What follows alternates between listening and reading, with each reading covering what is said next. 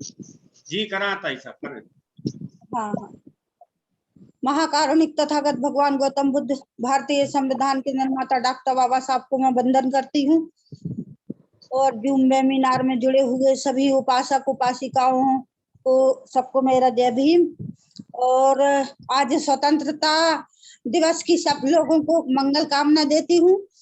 जैसा कि आज का विषय हमारा इस पर रखा गया है, तो जो हमारा प्रारंभिक संस्कार है वो मैं अभी करने जा रही हूँ और सभी लोग अपने सुख आसन में बैठ जाएं और मैं तीसरण पंचशील का वर्तन करती हूँ।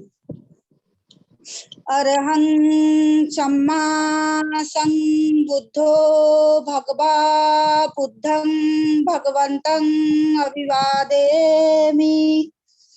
स्वाखातो भगवता धम्मो धम्मं नमस्सामि। सुपटिपन्नो भगवतो सावक संघो संघं नमामि। नमो तस्स भगवतो अरहतो सम्मा संबुद्धस्स। नमो तस्स भगवतो अरहतो सम्मा संबुद्धस्स। नमो तस्स भगवतो अरहतो सम्मा संबुद्धस्स। बुद्धं शरणं गच्छामि, धम्मं शरणं गच्छामि, संघं शरणं गच्छामि, द्वितीयंपि बुद्धं शरणं गच्छामि, द्वितीयंपि धम्मं शरणं गच्छामि, तृतीयंपि संघं शरणं गच्छामि, तृतीयंपि बुद्धं शरणं गच्छामि, तृतीयंपि धम्मं शरणं गच्छामि, तृतीयंपि संघं शरणं गच्छामि। तो अभी पंचशील देने से पहले मैं आपको बताना चाहती हूँ कि मैंने 3 महीना के लिए मैंने अष्टशील लिए है। तो जिस किसी भाई ने भी और बहन ने अगर अष्टशील लिए होंगे तो वो अष्टशील बोलेंगे और नहीं तो पंचशील बोलेंगे। पाणिपाता वेरुमणि सिक्खापदं समादयामि। अदिन्नदाना वेरुमणि सिक्खापदं समादयामि। आब्रह्मचर्या वेरुमणि सिक्खापदं समादयामि। मूषावादा वेरुमणि सिक्खापदं समादयामि। सुरामेरयमजपमादट्ठाना वेरुमणि सिक्खापदं समादयामि। विकालभोजना वेरुमणि सिक्खापदं समादयामि। नत्यगीतवादित विसुख दर्शन माला गंध विलेपन धारण मंडन विभूषण दट्ठाना वेरुमणि सिक्खापदं समादयामि। उच्चासना महासना वेरुमणि सिक्खापदं समादयामि। शब्द पापस्य अकरणं कुशलस्य उपसंपदा सचित्त परियोदपनं एतं बुद्धानुशासनं। साधु साधु साधु। बुद्धं नमामि, धम्मं नमामि, संघं नमामि, अहं वन्दामि शब्दा। साधु साधु साधु। सभी लोगों को जय भीम, नमो बुद्धाय। जय भीम, नमो बुद्धाय। बहुत बहुत धन्यवाद ताई साहब। अब मैं आज के विषय की अनुमति के लिए और प्रस्तावना के लिए हमारे राष्ट्रीय अध्यक्ष महोदय माननीय धर्म प्रकाश भारती साहब से अनुरोध करता हूं कि अपने प्रस्तावना रखें, उसके बाद हम आगे की कार्रवाई रखेंगे। महाकारुणिक तथागत गौतम बुद्ध परम पूजनीय बाबा साहब डॉक्टर अंबेडकर जी, समस्त संत गुरुओं को नमन करते हुए आज 75वें लोकतंत्र दिवस की सभी साथियों को बधाई देते हुए हमारे राष्ट्रीय कार्यकारी अध्यक्ष माननीय बादल सिंह बौद्ध साहब, हमारे राष्ट्रीय उपाध्यक्ष एम प्रशांत साहब, देश भर से जुड़े सभी साथी, आदरणीय ताई जी, सभी को मेरा सादर जय भीम, नमो बुद्धाय। साथियों, आज का विषय है देश जहां 75वां लोकतंत्र दिवस मना रहा है, वहीं ये विषय रखा गया है कि क्या लोकतंत्र कामयाब हुआ है, यदि हुआ है तो कितने प्रतिशत वह कारगर हुआ है।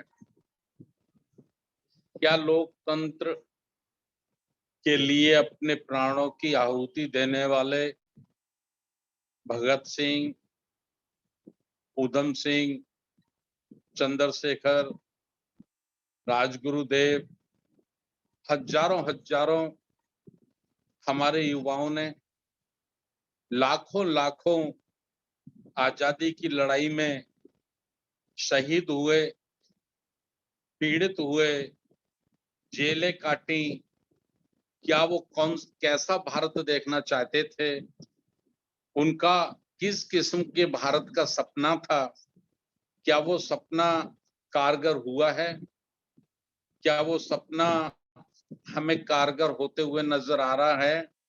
ये अनेक किस्म की चर्चा कराने के लिए आज की ये विशेष वेबिनार आयोजित की गई है।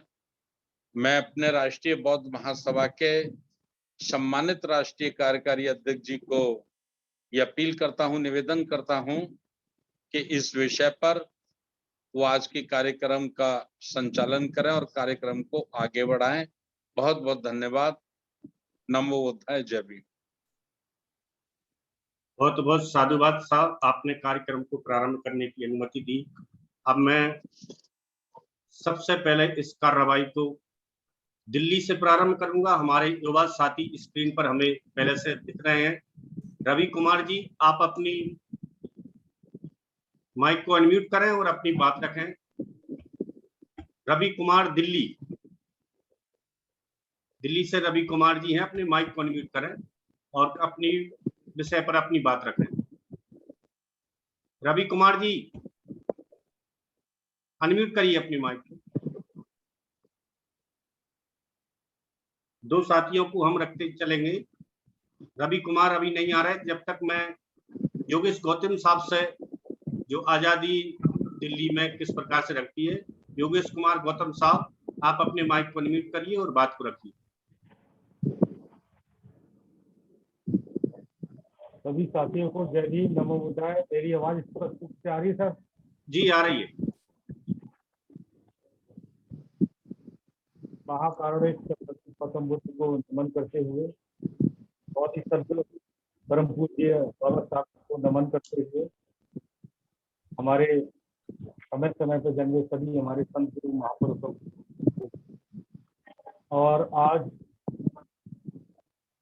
जैसा विषय रखा गया है, आजादी वास्तव में क्या है, उस विषय पर मैं अपना थोड़े से ही शब्द में अपनी बात रखूंगा। इससे पहले जैसे कि आज स्वतंत्रता दिवस मना रहे हैं हम सभी लोग, उन सच्चे शहीदों को मेरा अच्छी श्रद्धांजलि है। जिन्होंने इस भारत को आजाद कराने के लिए अपने प्राणों की आहुति दी। मैं ऐसे सच्चे देशभक्तों को भी मैं आज नमन करता हूं। और मैं आज के राष्ट्रीय बौद्ध महासभा के संस्थापक माननीय धर्मप्रकाश भारती बौद्ध जी को भी मैं जय भीम नमो बुद्धाय प्रेषित करता हूँ। हमारे कार्यवाहक अध्यक्ष जी को भी मैं जय भीम नमो बुद्धाय प्रेषित करता हूँ। हमारे समस्त राष्ट्रीय बौद्ध महासभा परिवार को मेरी तरफ से स्वतंत्रता की बहुत बहुत ढेर सारी शुभकामनाएं। जैसा कि विषय है कि वास्तव में हमें स्वतंत्र हुए 75 वर्ष हो गए हैं और 75वां वर्षगांठ मना रहे हैं। क्या हम वाकई में आज स्वतंत्र हुए कि नहीं हुए, इस पर विचार रखने के लिए हमारे राष्ट्रीय बौद्ध महासभा की तरफ से ये विचार रखा गया है और सभी को रैंडमली अपनी बात, जिनका नाम सुझाया जाएगा, उनको उस विषय पे 2-4-5 मिनट बोलने का मौका दिया जा रहा है। इसके लिए मैं सभी का साधुवाद करता हूँ, मुझे समय दिया गया।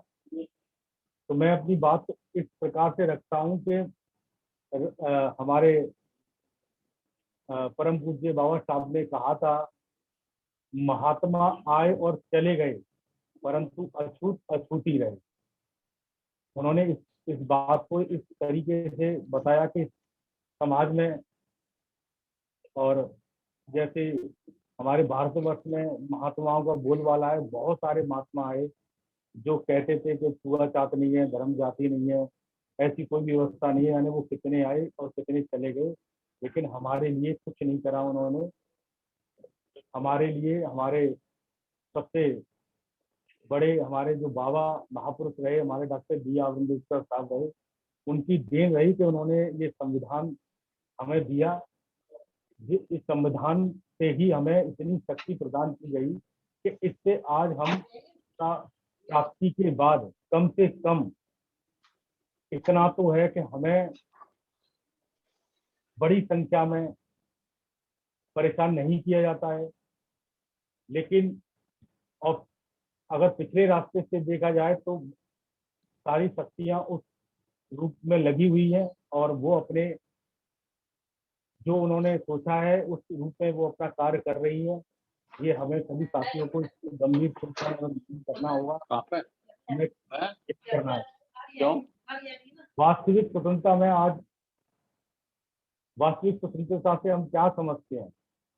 हमें वास्तविक जो स्वतंत्रता होती है, जो लोगों की होनी चाहिए, वो न्याय की स्वतंत्रता होनी चाहिए, बंधुता की स्वतंत्रता होनी चाहिए और समता की स्वतंत्रता होनी चाहिए, जो आज हमें कहीं दिखाई नहीं देती।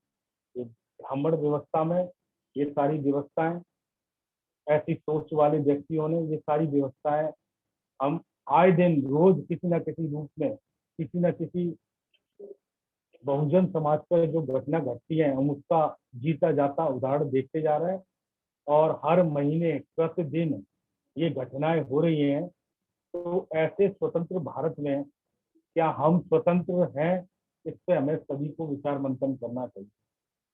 हमारे द्वारा जिन भी साथियों को पार्लियामेंट में, विधानसभा में भेजा जाता है, वो कितने स्वतंत्र हैं, वो हमारी बात को कितने गंभीरता पूर्वक रखते हैं, ये भी चिंतन मनन करने की बात है कि वो हम जिन्हें चुन के भेजते हैं लेकिन वो हमारी बात को नहीं उठाते हैं। तो आप इससे अंदाजा लगा सकते हो कि वो भी स्वतंत्र नहीं है, वो आज भी गुलाम है।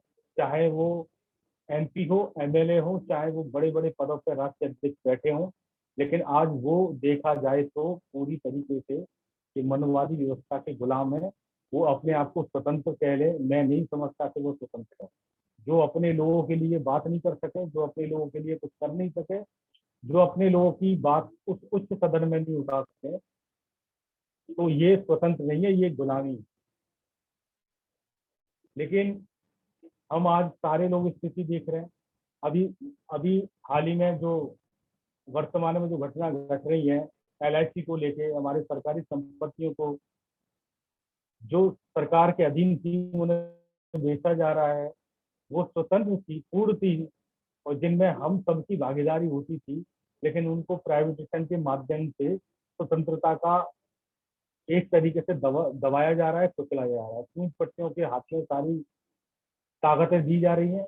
ये स्वतंत्रता कहाँ है, ये बात भी हमें भली भांति ये सोचनी चाहिए। और हमें राष्ट्रीय बौद्ध महासभा के मंच से हमें आज इसका बीड़ा उठाया है हमारे राष्ट्रीय संस्थापक, कार्यवाहक अध्यक्ष, हमारे उपाध्यक्ष, हमारे सभी साथी इस पे बढ़ चढ़कर काम कर रहे हैं। हमारे जो 25 बिंदु हैं वो भी एक तरीके से सामाजिक स्वतंत्रता दिलाने के लिए ही कार्य किया जा रहा है। ऐसा हम सभी साथियों को सोचना चाहिए। जैसे बाबा साहब ने बताया कि चंदन की लकड़ी बहुत ठंडी होती है, लेकिन उसको इतना रगड़ा जाए, अगर उसको इतना गर्म कर दिया जाए, उसको रगड़ रगड़ के इतना गर्म कर दिया जाता है कि उसमें भी चिंगारी लगने के बाद आग लग जाती है। तो साथियों, हमें वो चिंगारी अपने समाज में, अपने लोगों में वो जगानी होगी। और राष्ट्रीय महोत्सव सभा के इस प्लेटफॉर्म से मैं सभी उन साथियों को आगाज कर देना चाहता हूं कि वो चिंगारी हम सभी आपस में मिलजुल कर वो जलाएंगे, ऐसी मैं कामना करता हूं। और ऐसी मैं सोच करता हूं, और ऐसा मैं दृढ़ संकल्प लेता हूं कि एक ना एक दिन वो वक्त जरूर आएगा कि राष्ट्रीय बौद्ध महासभा के मंच से वो चिंगारी निकल के जाएगी, जो हमें जो स्वतंत्रता चाहिए, हमारे समाज के लोगों को जो स्वतंत्रता देनी चाहिए, हम उसके हक की लड़ाई के लिए लड़ने में पूर्ण रूप से सक्षम हैं और रहेंगे भी। और इन्हीं की बातों के साथ मैं अपनी वाणी को विराम देता हूं, क्योंकि मुझे आज अपने सभी सीनियर साथी वक्तागणों को मुझे सुनना है, मुझे सीखना है। इसी के साथ मैं सभी को एक बार फिर स्वतंत्रता दिवस के मौके पर सभी को ढेर सारी बधाइयाँ देता हूँ। जय भीम, नमो बुद्धाय। बहुत बहुत साधुवाद माननीय योगेश गौतम साहब, सचिव दिल्ली, हरियाणा, राजस्थान, मध्य प्रदेश। अब मैं हमारे वरिष्ठतम साथी, आजादी की सही व्याख्या वास्तव में वो साथी कर सकते हैं जिन्होंने भारत आजाद नहीं था वो दौर देखा है। तो हमारे सबसे वरिष्ठतम साथी तुलसीदास लंगे साहब से अनुरोध करना चाहता हूं कि आपने आजादी से पहले क्या देखा था और आजादी के बाद आपने क्या देखा। आपने बहुत दौर देखे हैं, आपसे अनुरोध है कि आप इस संदर्भ में अपनी बात रखें। माननीय तुलसीदास लंगे साहब।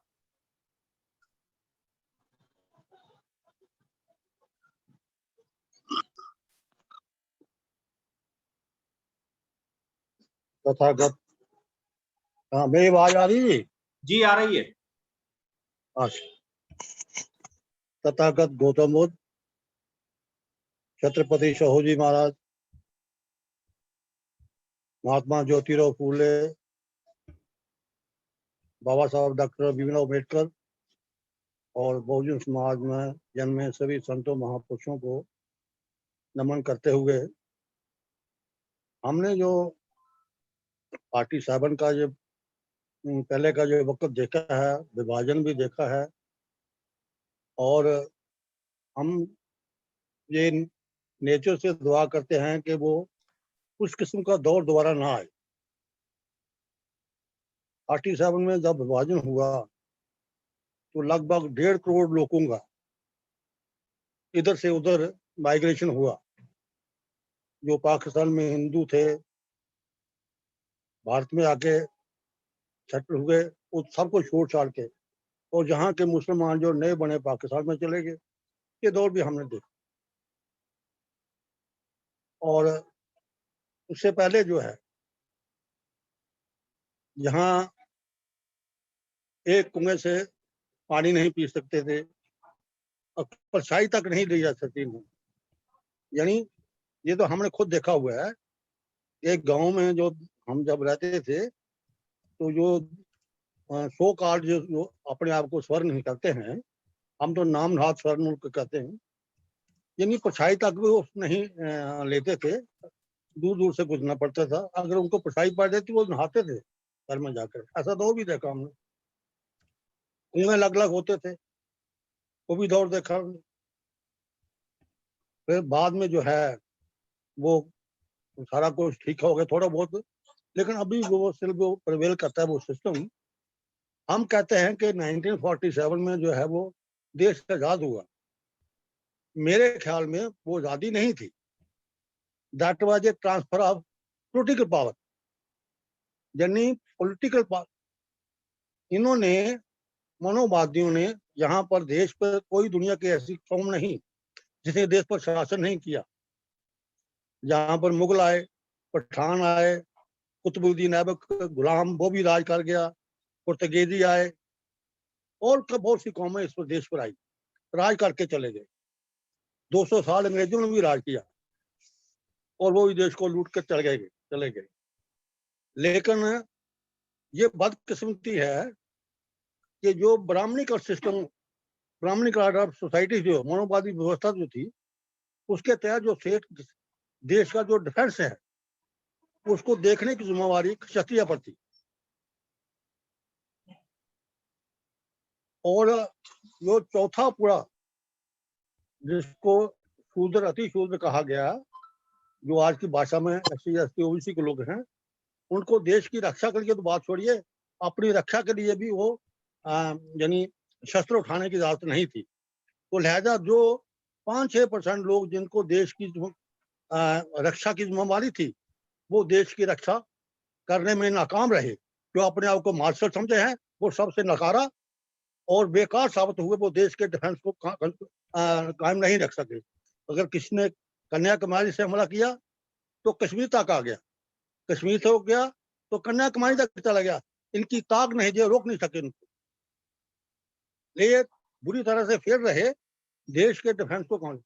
और जो भी कौम आई इस देश में राज करने के लिए, इन्होंने मनोवादियों के साथ मिलकर हमारे लोगों पर जो है वो अत्याचार करते रहे और उनके साथ मिलकर जो है वो अपना जो है राज चलाते रहे। अपनी जो प्रथा जो उसको कायम रखा इन्होंने। और अंग्रेज आने के बाद उन्होंने थोड़ा सा जो है, थोड़ा नहीं बहुत सा काम जो है अंग्रेजों ने जहाँ पर काम किया, यानी जहाँ पर उन्होंने अपने मिशन को चलाने के लिए मतलब के 50 क्रिश्चियन मिशनरी स्कूल खोले और कुछ ऐसी प्रथाएं जो थी उन पर बहुत से कानून बनाए, सती प्रथा के खिलाफ, और से ऐसे बहुत से कानून अंग्रेजों के वक्त में बड़े। वो एक लंबी फहरिस्त है जिसमें जो है इनको मनोवादियों को ये खतरा पैदा हो गया कि अगर इसी तरह से ये चलता रहा तो ये जो जिन लोगों को हमने आज तक गुलाम बना के रखा हुआ है, ये कल को ये है हमारे बराबर आ जाएंगे। इसलिए आप अंग्रेजों को इनके खिलाफ बगावत कर दो। ये एक रीजन था अंग्रेजों के खिलाफ बगावत करने की, अदरवाइज कोई रीजन नहीं था। वो तो एक मसाले का व्यापार करने के लिए ईस्ट इंडिया कंपनी देश में आई, लेकिन उन्होंने देश का जो सामाजिक स्ट्रक्चर था, सोशल जो सिस्टम था, यानी ये वर्ण व्यवस्था और कास्ट सिस्टम, इसको उन्होंने स्टडी जब किया कि भाई ये तो बहुत बढ़िया सिस्टम है, ये खुद ही इनका ही फार्मूला, इन पर लागू करो, राज करो। ये डिवाइड एंड रूल जो पॉलिसी थी, ये अंग्रेजों की नहीं थी, उन्होंने यहाँ से सीखी, मनोवादियों से सीखी। ये डिवाइड एंड रूल, इसी यही फार्मूला लगाकर इन्होंने इस देश पर 200 साल हुकूमत की और देश को लूट के ले गए। जब इनको ये पता चला कि अब जो है इन लोगों की जो है के लिए जो है कुछ अच्छे काम करना शुरू किए हैं अंग्रेजों ने, ब्रिटिश सरकार ने, तो इन्होंने ब्रिटिश सरकार के खिलाफ बगावत कर दी। तो इसलिए बहुत सी उसमें बातें आई बीच में, चाहे सेकंड वर्ल्ड वार भी हुई, और सेकंड वर्ल्ड वार में बहुत कुछ जो है हमारे वो भारतीय फौजी जो हैं वो उन्होंने ब्रिटिश की जो है कहीं बाहर जो है जाकर उनके लिए लड़ाई भी लड़ी। तो जहाँ पर भी जो है जहाँ जहाँ भी हुआ, ये जैसे कोरेगांव की मिसाल देते हैं हम, कि वहाँ पर जो है इन्होंने पेशवाओं के साथ उन्होंने सरदारी जब उनकी कबूल नहीं की तो अंग्रेजों ने उनको यूज किया कि महारों को जब भर्ती किया तो कहना 500 जवानों ने 28,000 फौज को उन्होंने लड़ाई। तो ये कम नहीं थे, यानी हमारे समाज जो था, हमारे लोग जो थे वो कमजोर नहीं थे, मार्शल थे, ऐसी बात नहीं है। अगर ये कहीं डिफेंस में होते तो ये देश कभी आजाद गुलाम नहीं बनता। ये अगर देश की आजादी डिफेंस में कहीं हमारे लोग होते, मौजूद होते, तो देश हजारों साल का भी गुलाम नहीं होता। ये मनोवादियों की सोच की वजह से जो है, मनोवादी व्यवस्था की वजह से, मनोवादी के सिस्टम की वजह से तो इस देश जो है ये हजारों साल गुलाम रहा। इसके लिए जिम्मेवार ये है। और इन्होंने सिर्फ अपनी प्रथा को कायम रखने के लिए, यानी अपनी सिस्टम को कायम रखने के लिए, उनको इंटैक्ट करने के लिए, ब्राह्मणिक ऑर्डर सोसाइटी को इंटैक्ट करने के लिए जो है ये अंग्रेजों को लगा बगावत की। भाई अब जरूरत नहीं है, क्योंकि ये इन्होंने जो है इन लोगों को जो है प्रोत्साहित करना शुरू किया है। जैसे बाबा साहब डॉक्टर अम्बेडकर ने जो है आप उनका एक खुली किताब है 1916 से लेकर 1956 तक 40 साल का इतिहास जो है, उन्होंने उस 40 साल में जब उन्होंने फॉरेन से एजुकेशन हासिल करके आए, उन्होंने जब देखा कि भी यहाँ पर बहुत सारी कौमें जो है राज करके गए हैं, जिन्होंने राज किया, तो अंग्रेजों के खिलाफ उन्होंने सबसे पहले बगावत शुरू की कि भाई हमारे साथ हजारों सालों से न्याय, अत्याचार, जुल्म, जाति होती रही है, लेकिन आपने 150-200 साल राज करते हुए आपने कौन सा इंसाफ किया हमारे साथ, जरा लेखा जोखा तो करो। उसके खिलाफ जो है अंग्रेजों के खिलाफ जब बगावत की, तो उस वक्त यानी अंग्रेजों को मजबूरन जो है वो साइमन कमीशन वगैरह जो भेजना पड़ा कि जाके बात सुनो। उसका विरोध कांग्रेस ने किया। कांग्रेस ने विरोध इसलिए नहीं किया कि भाई क्यों है कि भाई ये हम मानते हैं कि देश आपका गुलाम है, लेकिन जिन लोगों की ये बात, जिसके नेता की ये बात सुनने आ रहा है, ये लोग हमारे गुलाम हैं, इनकी तकदीर और इनकी किस्म का फैसला करना हम करने वाले हैं, आप कौन हैं। और लाहौर में लाला लाजपत ने उसका मुखालफत की, लाठियां पड़ी, शुगर का मरीज था, मर गया। और उसका ये था, यानी कांग्रेस का ये जो मेन मुद्दा था साइमन कमीशन का विरोध करने का, वो ये था। लेकिन उसके बावजूद भी वो उसमें बैठा लाहौर में, बाबा साहब डॉक्टर अम्बेडकर, श्रीनिवासा राव और एस.डी. सिंह चौरसिया, MP वो भी पीछे मर गए, हम उनको मिले हुए हैं, वो लखनऊ से ही थे आपके। तो जब जम्मू में पहली बार कांशीराम साहब, तो उनके साथ वो आए थे, तो वो लोग उनसे मिले, उन्होंने अपनी डिमांड रखी, सारा कुछ है। उसके ऊपर जो है वो साइमन कमीशन है। और बाबा साहब ने तो स्ट्रगल की। सबसे पहला पेपर 1920 में निकाला उन्होंने, जिसका नाम मूक नायक। मूक नायक मतलब गूंगे और मराठी में बोलते हैं, गूंगे और बहरे लोगों की बात। 1920 के फिगर जो बता सरकार के कि उस वक्त हमारे पास 5 मैट्रिक थे और 1 ग्रेजुएट थे, सरकार के जिक्र है। और अब बाबा साहब के पूछो पेपर तो आपने निकाला कि पढ़ने वाला, और बाकी जो थोड़ी थोड़ी लोग प्राइमरी तक एजुकेशन हासिल कर चुके, क्योंकि 1848 से लेकर 1920-72 साल के अर्सा में कुछ लोग पढ़ चुके। मैंने जो पढ़े लिखे उनकी ड्यूटी लगे पढ़ पढ़ के इन लोगों आपने जो है एजुकेट करना है। तो उनका काफी लंबा इतिहास है, वो समय ज्यादा लगेगा क्योंकि बाकी साथियों रखे हैं। उनके महार तालाब की स्ट्रगल है, मनुस्मृति को जलाना, और फिर जो है जब कॉमनवेल्थ वार्ड उन्होंने ब्रिटिश गवर्नमेंट कॉन्फ्रेंस हुई 31 और 32 में, उसमें जो है कॉमनवेल्थ वार्ड मिला, उसे गांधी का मुख्तार रखना। फिर 24 सितंबर 1932 को पूना पैक्ट होना, उसमें जो है ये ज्वाइंट सेपरेट इलेक्टेड की बजाय ज्वाइंट इलेक्टेड होना, रिजर्वेशन जो है पॉलिटिकल और नॉन पॉलिटिकल रिजर्वेशन होना, ये सारी बातें हुई। तो उसमें जो 1936 में बाबा साहब डॉक्टर अम्बेडकर ने इंडिपेंडेंट लेबर पार्टी बनाना, और उनके 16 MLA चुन के जाना बॉम्बे प्रेसिडेंसी में, और वो हाउस के लीडर भी रहे।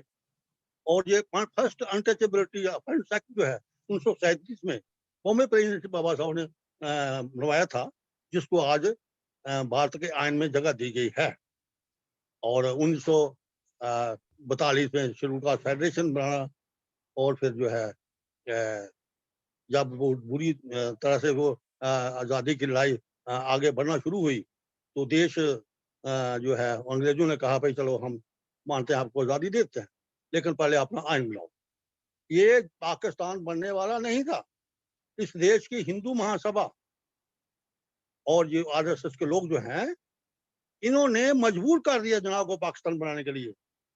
वजह क्या थी बीच में कि अगर ये ज्वाइंट रहता, इंडिया पाकिस्तान जो आज अलग हुआ वो इकट्ठा रहता, तो ये इनको ये खतरा था कि कहीं जना इस देश का प्राइम मिनिस्टर न बन जाए। तो नेहरू को प्राइम मिनिस्टर बनाने के लिए गांधी ऊपर से कहता रहा कि नहीं मैं ये पाकिस्तान नहीं बनने दूंगा, लेकिन बीच में से जो है वो हिंदू महासभा के चक्कर में फंस गया था। इन्होंने ऐसा मजबूर कर दिया, ऐसी स्थिति पैदा कर दी कि जनाब को मजबूर होकर अपना पाकिस्तान मांगना, सेपरेट पाकिस्तान मांगना पड़ा। जब गोलमेज कॉन्फ्रेंस में जना ने पाकिस्तान की डिमांड रखी, तो कांग्रेस ने उसका विरोध नहीं किया, कांग्रेस ने उसका बिल्कुल विरोध नहीं किया, लेकिन बाबा साहब ने उसका विरोध किया कि चूंकि जना ने जब ये दलील रखी कि देखो भाई हमारा हिंदुओं के साथ कल्चर नहीं मिलता है, हमारा जो है पद्धति अलग है, पूजा पद्धति अलग है, और जो है इनका कल्चर हमारे साथ नहीं मिलता है, इसलिए हम इनके साथ नहीं रह सकते। तो इसका विरोध कांग्रेस ने किया, बाबा साहब ने विरोध किया था वहां पर। बाबा साहब ने बोला भाई आप ना की बात तो सुन लिया, अब मेरी बात सुन लो।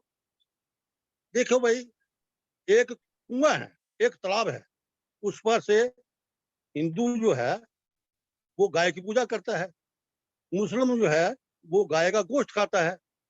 उस कुआं और तालाब के ऊपर गाय की पूजा करने वाला और गाय का गोश्त खाने वाला वो पानी पी सकता है, मगर मेरे लोग वहां से पानी नहीं पी सकते। बताइए अन्याय हमारे साथ है कि इनके साथ है? फिर दूसरी बात यह है कि जिस मंदिर में ये पूजा के लिए जाते हैं, हमारे लोग उस मंदिर में नहीं जाते हैं, क्योंकि उसमें कालाराम मंदिर की शक्ल की बोर्ड जीत थी, वो सारे प्रूफ उन्होंने सेंड के साथ में रखे हुए थे, उसमें हमारे लोग नहीं जाते। बताइए हमारे साथ नाइंसाफी है कि इनके साथ नाइंसाफी है? और हमारे लोगों को कोई अधिकार नहीं है, है? कोई जमीन जायदाद रखने का, एजुकेशन पढ़ने का, और प्रॉपर्टी रखने को कोई अधिकार नहीं है, और नाइंसाफी हमारे साथ। इसलिए हमारी जो है वो डिमांड जायज है, जना की डिमांड गलत है। लेकिन गांधी ने उसका विरोध नहीं किया, कांग्रेस उसका विरोध नहीं किया। यानी ये चाहते थे बीच में पाकिस्तान बन जाए, कांटा निकले और देश जो है इसका नेहरू को प्राइम मिनिस्टर बनने का मौका मिले। This was the theory behind the scene. तो उनको जो है इस ढंग से जो है ऐसा मजबूर कर दिया को। और फिर अंग्रेज भी चाहते थे कि अगर ताकत बढ़ जाती है तो ये आपस में लड़ते रहेंगे, तो हम अपनी हमारी मार्केट जो बनी रहेगी, हमारा माल बिकता रहेगा। तो ये था इनके मेन मकसद जो है पीछे। तो मैं ये समझता हूँ कि 1947 में जो आजादी हुई 15 अगस्त को, आज के दिन, तो ये जो this was a transfer of political power, यानी वो पॉलिटिकल पावर जो है वो गोरे अंग्रेजों से शिफ्ट हो गए, जहाँ के काले अंग्रेजों के पास मोनोवादियों को आ गई। इसलिए आजादी अभी है हमारी। बाबा साहब ने बिल्कुल साफ कहा, जब 26 जनवरी 1950 को कॉन्स्टिट्यूशन लागू हुआ, उन्होंने कहा कि आज जो है मेरा समाज दोहरी जिंदगी में दाखिल हो रहा है। राजनीतिक तौर के ऊपर तो बराबरी मिलेगी, लेकिन सामाजिक तौर के ऊपर गैर बराबरी वो जारी रहेगी जब तक देश के हुक्मरान नहीं बनते। और ये बात है कि लहजा हमारी जो है आजादी की लड़ाई अभी जो है वो जारी है। जब तक हम देश में ये इस व्यवस्था को, ब्राह्मणीकृत व्यवस्था को, इस देश में जो क्वालिटी, आजादी, बराबरी और भाईचारे का माहौल देश में पैदा नहीं हो जाता, कानून इंसानियत का राज नहीं कायम होता, तब तक वो भी आजादी कंप्लीट नहीं है। वो इसके अन्याय जुल्म जारी है, लिहाजा हमारी स्ट्रगल जो है वो जारी है। मैं 60 शब्दों में मैं अपनी बात को यहाँ पर भी विराम देते हुए आपका धन्यवाद करता हूँ। आपने मुझे मौका दिया, धन्यवाद। जय भीम, जय भारत। बहुत बहुत साधुवाद माननीय लंगेश साहब। अब मैं डॉक्टर वीर सिंह गौतम साहब से अनुरोध करता हूँ कि अपने माइक को अनम्यूट करें और अपना परिचय दें। डॉक्टर गौतम साहब विषय पर ही अपनी बात को रखें, आजादी कितनी है। डॉक्टर वीर सिंह गौतम साहब।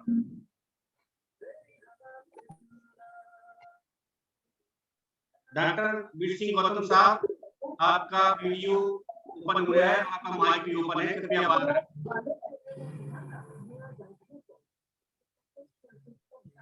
क्या आप मेरी बात सुन पा रहे हैं गौतम साहब?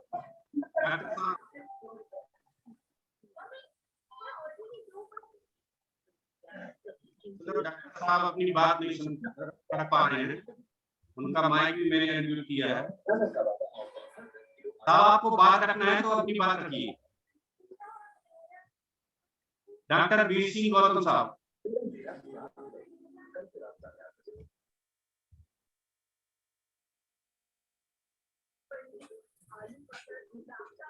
मैं अगले वक्ता के रूप में युवा युवती के रूप में बबीता चौहान, जो हमारे मध्य प्रदेश से बैठी है, करता हूँ कि आजादी के संदर्भ में जो विषय रखा गया है, कृपया उस संदर्भ में अपनी बात रखिए। बबीता चौहान, मध्य प्रदेश।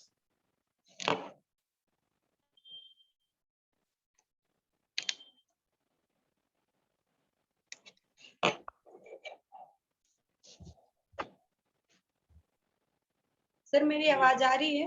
हाँ आ रही है। और अगले वक्तव्य के लिए अहमदाबाद से दया भाई कवि अपने 2 प्रस्तुति रखेंगे राष्ट्रगान राष्ट्रीय कार्यक्रम के संदर्भ में। दया भाई कवि। हाँ बबीता चौहानी प्लीज प्रेजेंट। आज के इस कार्यक्रम में उपस्थित सभी सम्मानित साथियों को स्वतंत्रता दिवस के हार्दिक शुभकामनाएं।